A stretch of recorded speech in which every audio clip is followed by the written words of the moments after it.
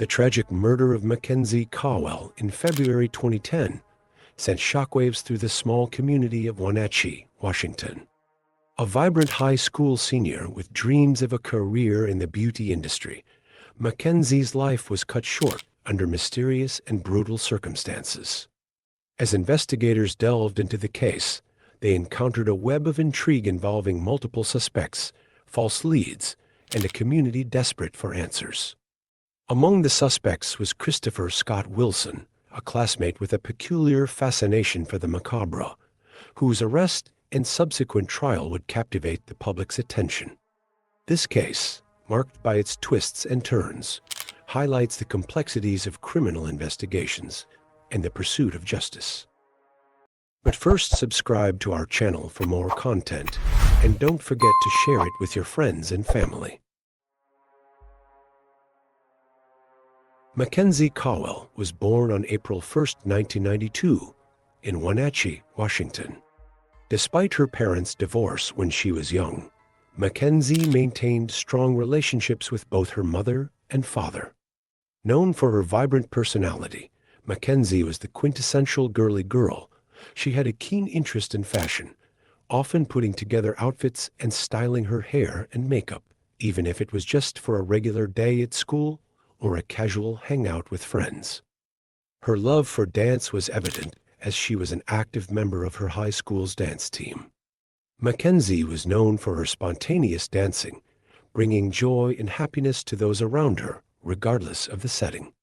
Her lively spirit and passion for dance made her a beloved figure among her peers. Mackenzie had a boyfriend and cherished her relationships with her friends and family. She skillfully balanced her social life with her responsibilities and obligations, demonstrating maturity beyond her years. While she had a harmonious relationship with her parents and stepmother, her relationship with her mother's boyfriend, Joey Fisher, was strained. They frequently clashed and were known for their constant disagreements, which often led to heated arguments. On February 8, 2010, Mackenzie Cowell had a particularly intense argument with Joey Fisher.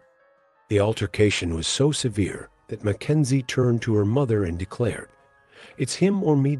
Senior at Wenatchee High School, Mackenzie Cowell was a diligent and responsible student. She was deeply committed to her aspirations, attending the Wenatchee Academy of Hair Design alongside her regular schoolwork to pursue a career in the beauty industry. Mackenzie adhered to a strict routine, reflecting her structured and responsible nature.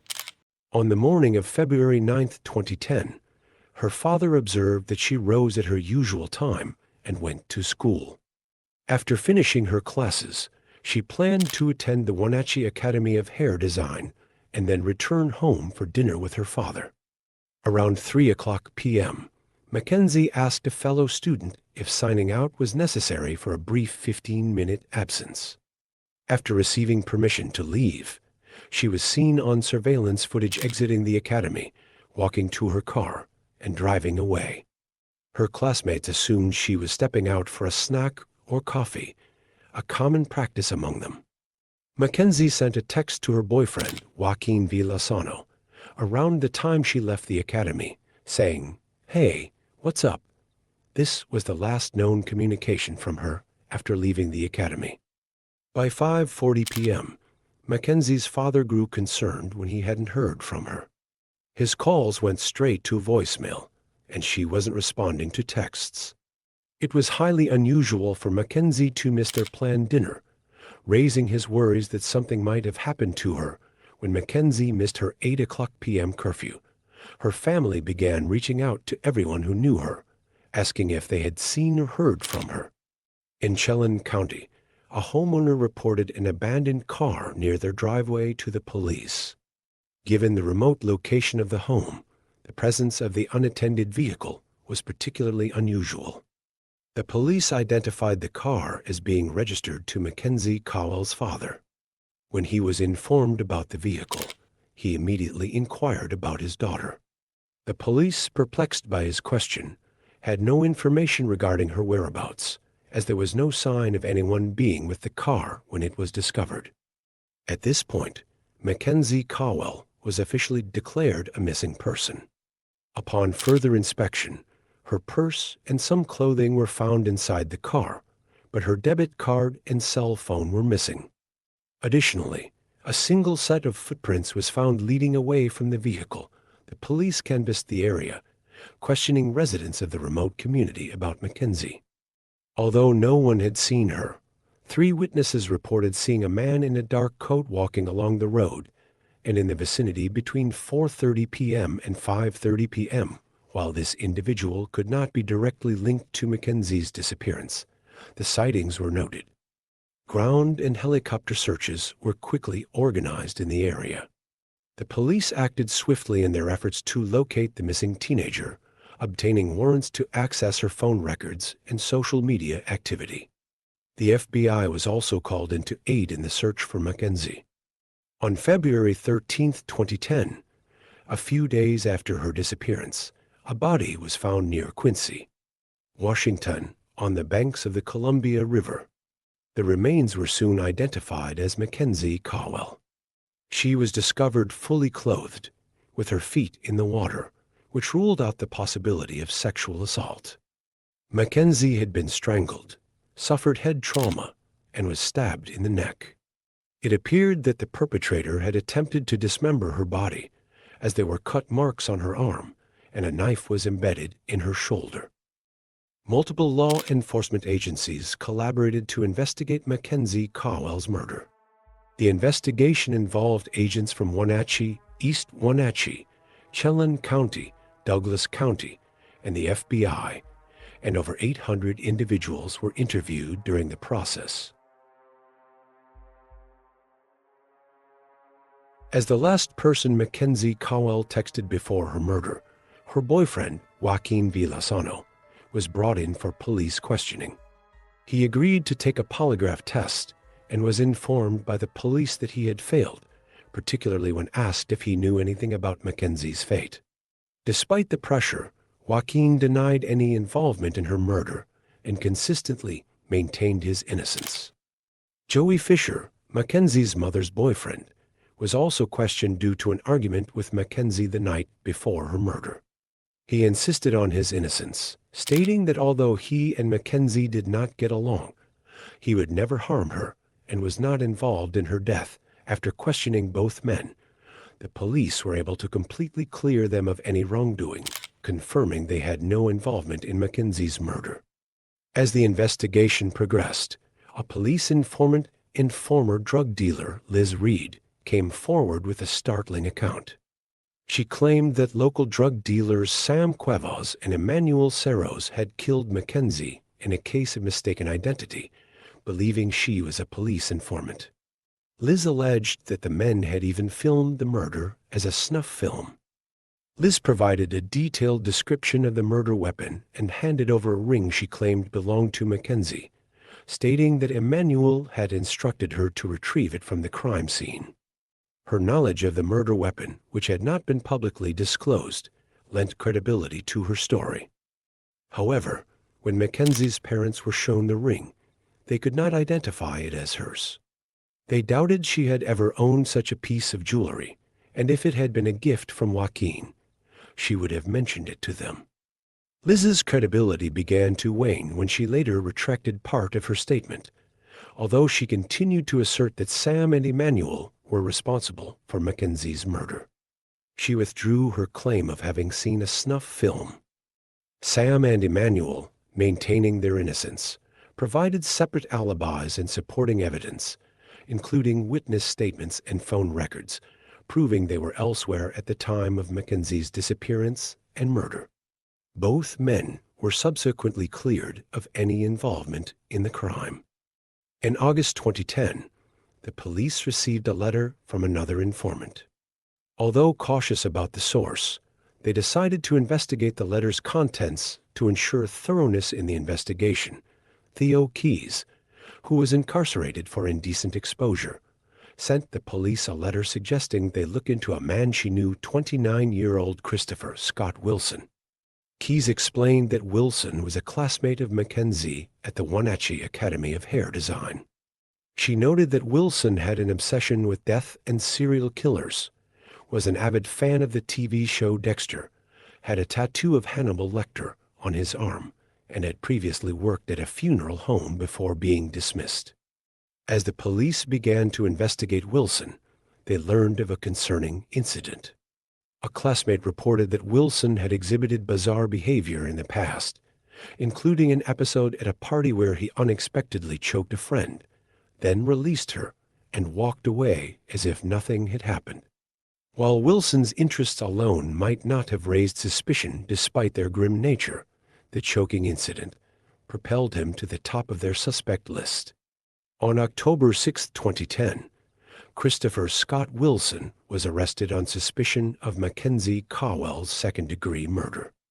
Wilson voluntarily provided his DNA for testing, asserting that although he knew Mackenzie as a classmate, he was not well acquainted with her and had no involvement in her murder.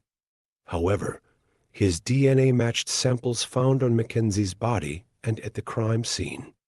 This DNA match justified a search warrant for Wilson's home, where blood was discovered. Tests confirmed it was Mackenzie's blood. Additionally, some classmates reported seeing Wilson leave the academy shortly after Mackenzie, suggesting he might have followed her. The investigation into Wilson also uncovered another potential suspect, Tessa M. Shileman. Photos of Shileman posing as a dead person were found on Wilson's computer, as well as images of her posing over the spot where Mackenzie's blood had been found. Shileman claimed she was unaware of any harm Wilson might have caused Mackenzie and did not know about the stain when posing for the photos. She was never charged in connection with Mackenzie's murder, but was later charged with obstruction of justice in an unrelated case. The trial of Christopher Scott Wilson for the murder of Mackenzie Cowell involved a complex interplay of strategies from both the prosecution and the defense. The prosecution's strategy was to portray Wilson as a man with a macabre fascination with death and serial killers, suggesting that this interest translated into violent actions against Cowell. They highlighted his obsession with the TV show Dexter and his tattoo of Hannibal Lecter, using these as character evidence to suggest a motive. The prosecution presented DNA evidence linking Wilson to the crime scene and Cowell's body, arguing that the presence of her blood in his apartment was a direct connection to the murder. They also relied on witness testimonies that placed Wilson near the location where Cowell's car was abandoned, aiming to establish his presence at crucial moments. In contrast, the defense focused on undermining the credibility of the evidence and the prosecution's narrative. They argued that the DNA evidence was circumstantial and could have been contaminated or planted, given the small amount of blood found in Wilson's apartment. The defense also pointed out the lack of a direct relationship between Wilson and Cowell, arguing that they merely attended the same beauty school and had no significant interactions. Additionally, they questioned the reliability of witness testimonies, suggesting that descriptions of the suspect were vague and could fit many individuals. The defense aimed to cast doubt on the prosecution's portrayal of Wilson as a potential serial killer, emphasizing that his interests, while unusual, did not equate to criminal behavior. Throughout the trial, various testimonies and pieces of evidence were scrutinized. Witnesses who claimed to have seen a person matching Wilson's description near Cowell's abandoned car were cross-examined to assess the accuracy of their observations. The defense highlighted inconsistencies in these accounts to challenge their reliability. Meanwhile, the prosecution reinforced the significance of the DNA evidence and the timeline of events, suggesting that Wilson had the opportunity and motive to commit the crime. They also addressed Wilson's previous behavior, such as the incident at a party where he choked a friend, to support their argument of his dangerous tendencies. Ultimately, the trial concluded with Wilson accepting a plea deal for first-degree manslaughter, first-degree robbery, and second-degree assault in an unrelated case. This outcome was reached after Wilson initially faced a first-degree murder charge. The plea deal resulted in a sentence of 14 years and 3 months in prison. Wilson maintained his innocence, claiming he accepted the plea due to concerns about receiving a fair trial, given the public perception of his guilt. Despite his efforts to withdraw the plea, the Washington Court of Appeals upheld the decision, and Wilson was released on parole after serving 11.5 years. The resolution of Mackenzie Cowell's murder case, culminating in Christopher Scott Wilson's guilty plea to first-degree manslaughter, left lingering questions and mixed emotions within the community. While the plea deal brought some closure, Wilson's continued claims of innocence and the circumstances surrounding his conviction have kept the case in the public eye. The investigation showcased the challenges faced by law enforcement in piecing together evidence and navigating the intricacies of the legal system. As Mackenzie's family and friends continue to mourn her loss, her story remains a poignant reminder of the impact of violent crime and the enduring quest for justice. The case underscores the importance of thorough investigations and fair trials in ensuring that the truth prevails, even amidst the shadows of doubt and uncertainty.